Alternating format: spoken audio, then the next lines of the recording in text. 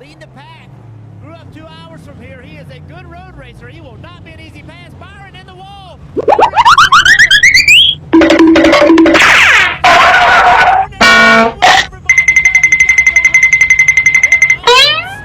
I have to admit, I've never been exactly the biggest fan of NASCAR, and this may confuse some of you because this will be the second NASCAR-related video I'm posting in a month, but it never really piqued my interest as much as some other motorsports like Formula Drift or the World Rally Championship.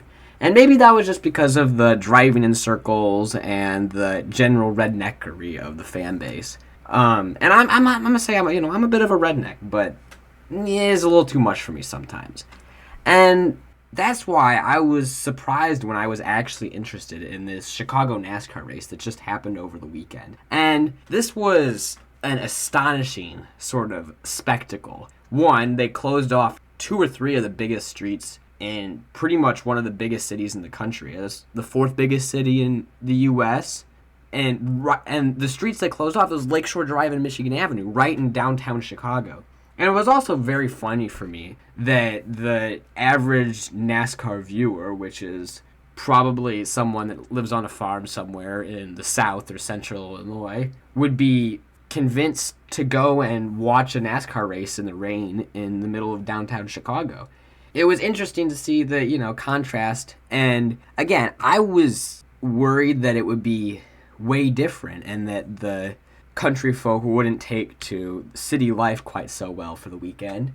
And again, we know all the stereotypes about both NASCAR and Chicago, and it's about the opposite, the polar opposite. NASCAR's fan base and the sort of people that hang around downtown Chicago on a Sunday afternoon are completely different. And maybe part of the reason it wasn't quite as diverse as I thought it would be was the insane, exuberantly expensive ticket prices.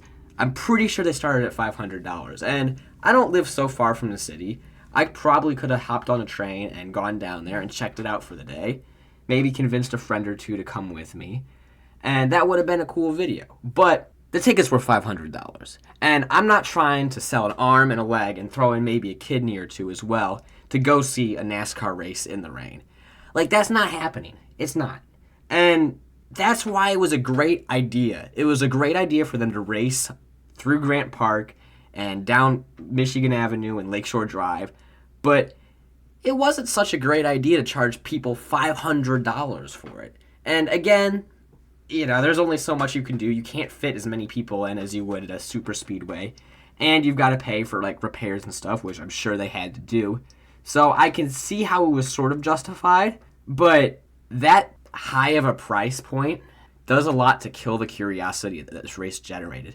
And I think that's what NASCAR is trying to do, is they're trying to appeal to more people than just their classic, stereotypical fan base. They're trying to appeal to the people in the Chicago and Atlanta sort of areas, and not just Central Illinois and Georgia countryside, if that makes any sense.